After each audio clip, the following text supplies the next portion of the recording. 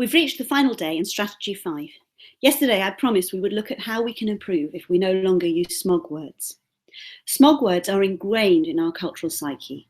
So many educational methods and so much parenting is based on instilling what we should or should not do. And when we don't do it, that we are being naughty or being bad. Brené Brown would say, teaching by shame. It's a very effective way of achieving short-term results and compliance, but it has a huge impact on self-esteem and, I would add, on motivation.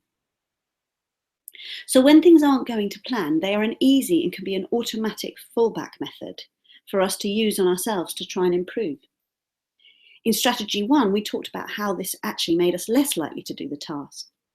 Not only that, if we do the task and feel it is not going well, we can get cross and frustrated with ourselves. We start to apply more smog words, analysing what we ought to change, do, stop doing. We then try really hard to do it. And as I talked about in strategy 4, the conscious mind starts getting involved in a way that doesn't help.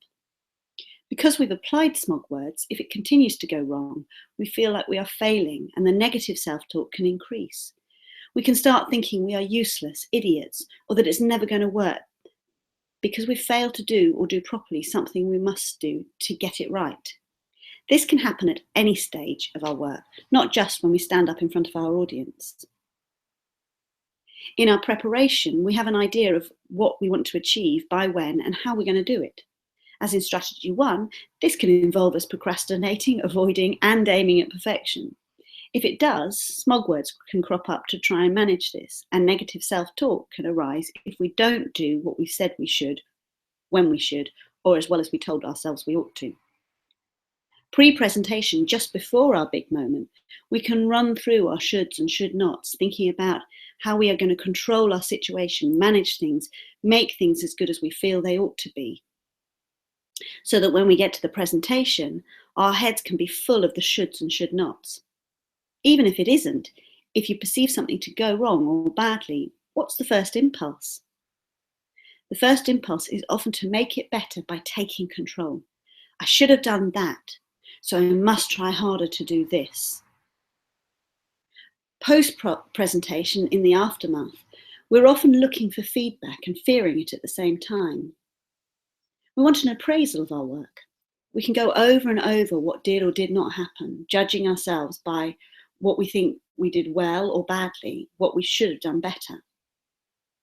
When we looked at The Inner Game of Tennis by Tim Galway yesterday, we looked at how the conscious mind tries to take control of the situation by analysing and judging what we're doing, and then trying to do it better than the subconscious and the body can.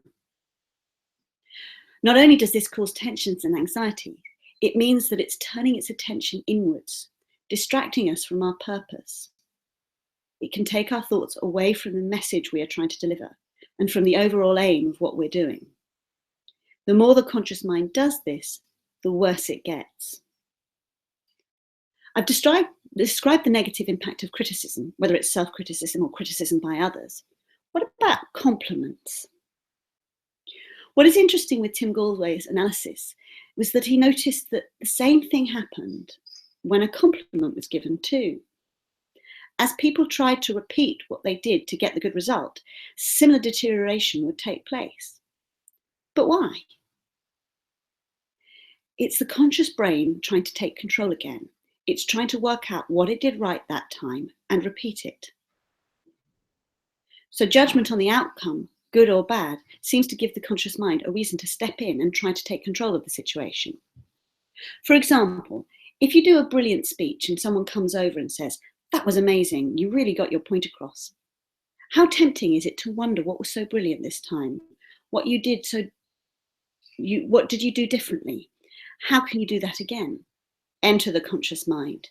The next time you stand up to deliver a speech, chances are you'll be thinking, I wonder if I can do it like that again. I wonder if it was this or that I did that made it so good. Suddenly, the focus has turned inwards towards yourself and what you did or didn't do last time. It has moved away from the point of the speech and the message you want to get across.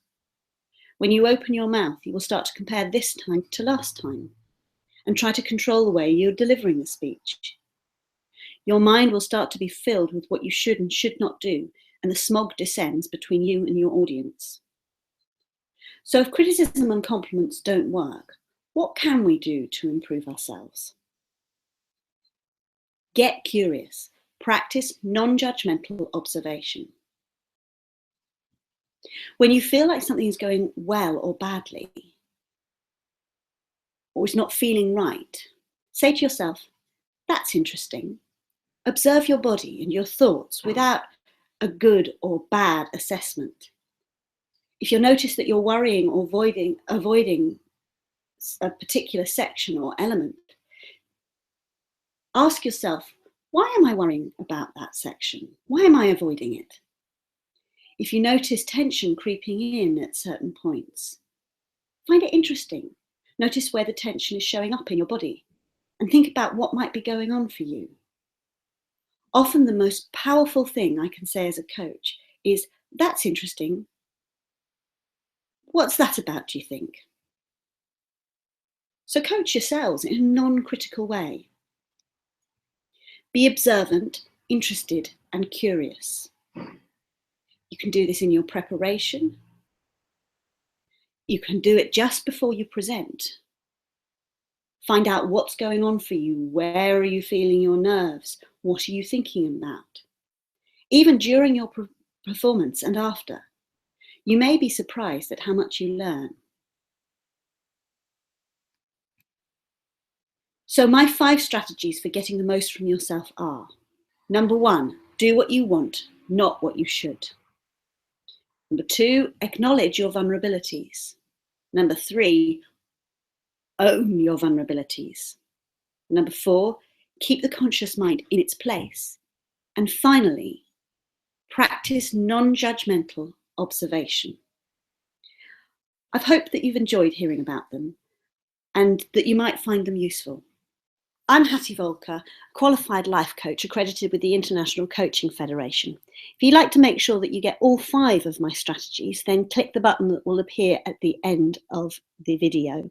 And if you'd like to find out more about how life coaching could transform your life, then visit my website at findyourtruevoice.co.uk.